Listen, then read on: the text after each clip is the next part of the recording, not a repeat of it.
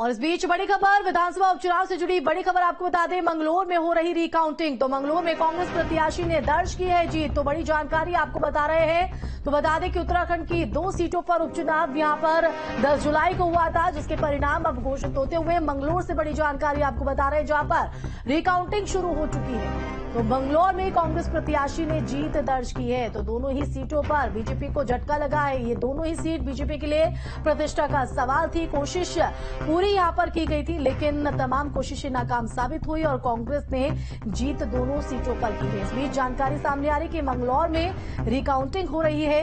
कांग्रेस प्रत्याशी ने यहां से जीत दर्ज की है। तो ये बड़ी जानकारी आपको बता रहे हैं विधानसभा उपचुनाव से जुड़ी हुई। तो उत्तराखंड की 2 सीटों को लेकर मतदान 10 जुलाई को हुआ था। आज परिणाम घोषित हो गए हैं और आपको बता दें कि शुरुआती रुझान से कांग्रेस प्रत्याशी दोनों ही सीटों पर आगे चल रहे थे। इन दोनों सीटों पर पहले त्रिकोणीय मुकाबला देखा जा रहा था, जिसके बाद फिर बीजेपी और कांग्रेस के बीच, लेकिन अब इसमें बाजी कांग्रेस ने मार ली है। मंगलौर सीट की अगर बात करें तो रिकाउंटिंग यहां पर की जा रही है। मंगलौर में कांग्रेस प्रत्याशी ने जीत दर्ज की है। तो ये बड़ी जानकारी आपको बता दें, कड़ी सुरक्षा के बीच मतगणना सुबह 8 बजे से शुरू हो गई थी और अब रिकाउंटिंग मंगलौर सीट पर कांग्रेस प्रत्याशी ने जीत दर्ज की है। तो विधानसभा उपचुनाव से जुड़ी ये बड़ी जानकारी।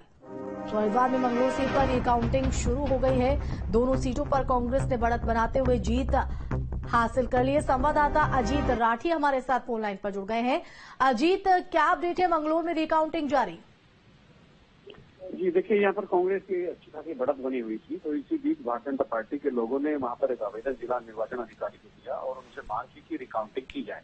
तो रिकाउंटिंग वो अब की प्रक्रिया शुरू हो गई है और एक बार 450 वोटों से काजी निजामुद्दीन जो कांग्रेस के प्रत्याशी हैं उनको बता भी दिया गया था कि वो 450 वोटों से जीत गए हैं। उनके यहाँ जश्न और ये सारी चीजें भी शुरू हो गई थी, लेकिन अचानक से ये एक नया मोड़ आया और भाजपा के लोगों ने वहां पर एक आवेदन दिया और उसके बाद वहां पर रिकाउंटिंग शुरू हो गई।